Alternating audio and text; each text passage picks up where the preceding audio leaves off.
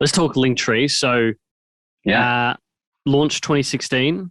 Most people would know it as essentially a link in bio, essentially platform. It basically gives people an insight of, I guess it came from the insight of people were getting tired of having to constantly change the link in their bio. Pretty simple stuff.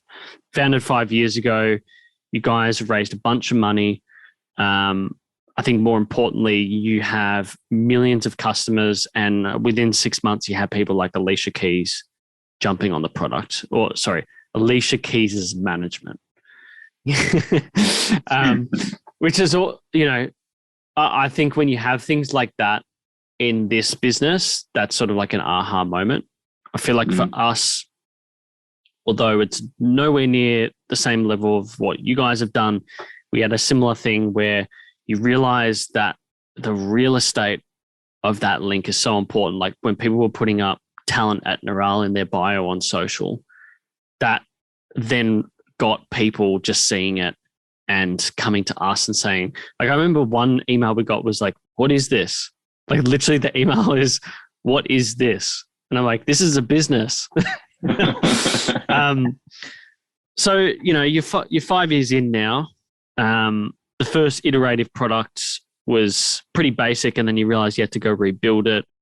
What else has been covered in the media? All the usual stuff where, it was Nick Molnar. Was it Nick Molnar? You just recently raised money from. I think for me, the big excitement is around the social commerce stuff, which is what I want to get into. But I guess I'm curious for you, and the time that you've been in the business, what's been the sort of best and worst thing about it? I think the best thing, it's probably a few. It was a side hustle to the agency. And so we grew up pretty sustainably.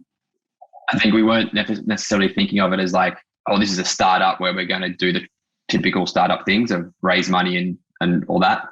So it was profit. It was bootstrapped. We put our own money into it, and it was profitable until we raised money. And it was always profitable up until a couple of years ago when we first raised.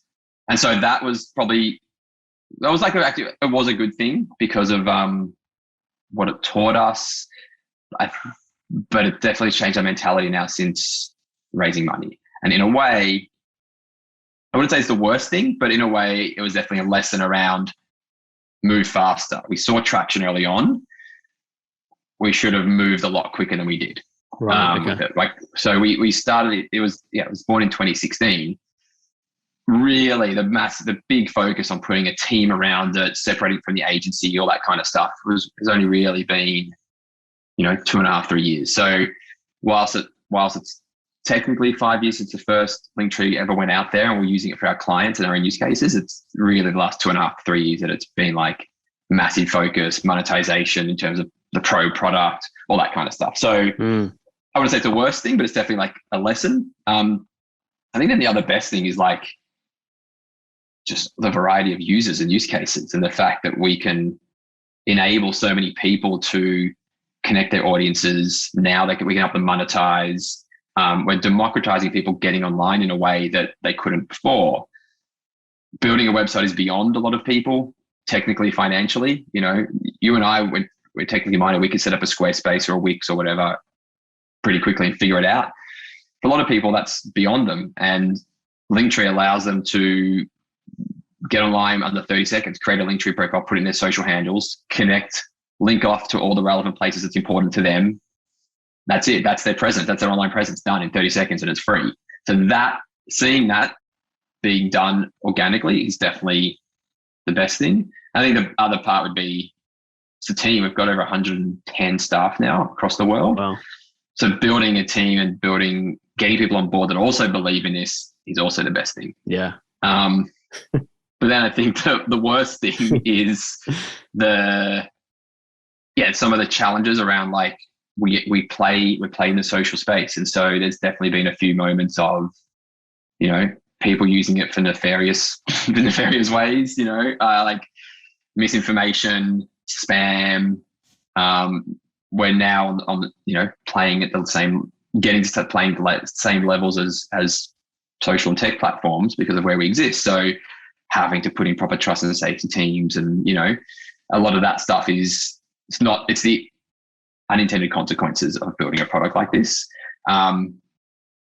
In a way, it's a good problem, but it's also probably like, I wouldn't say it's a great thing either when people are using it for unintended ways. Yeah. And then that also that stuff's going to happen anyway. I mean, but I can see what you mean. It would be frustrating. Yeah, definitely. Yeah. There was a moment when Instagram banned us for about 30 minutes. That was a heart-sinking moment of oh shit. Quickly reinstated it. We had, I can't remember how many, tens of thousands of our users report the ban to Instagram, and they quickly reinstated it as a mistake. It was just their algorithm thinking the URL was something wrong or spam. And so now we have a working relationship with Instagram and TikTok and all the platforms. So that was definitely a moment of like, oh shit, we're done. Yeah. I'll pack it in. This is it. But yeah. How long was that turnaround out of interest? Because I saw that was 2018. Yeah.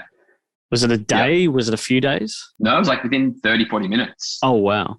Yeah. So it happened really, it was like, or maybe it was a bit longer, but they turned around pretty quickly. And because they had instantly, we getting reports from all our users being like, Instagram banned, and like Twitter was going off, and they were just reporting to Instagram, like, this is wrong. And they quickly realized that they'd inconvenienced their users. So they sent us an apology and reinstated it, which was lucky. That must have been an aha moment as well.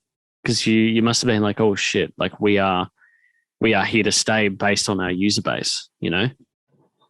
Definitely was. And I think that was always a lot of early feedback we got from people like, you'll never go anywhere. Instagram will do it themselves. They'll ban you, whatever. And we didn't really play into that. We're like, whilst it started as an Instagram thing, the problem became, and we realized the problem was a lot bigger than just Instagram. It was every social platform. Fragmentation across the internet exists massively. I mean, how many social accounts do you have? Yeah. Like, I think 8, 9, 10. Yeah. I think the average at the moment is 8.9 that everyone has. So if you think about that I think in 2014, that was like 4.5, the average was. So we realized the problem was a lot bigger than just Instagram, and we were building a platform agnostic tool for people to use. So we believed in that. And whilst it started there, and yes, a lot of users come from there, it still definitely was an aha and oh shit at the same time.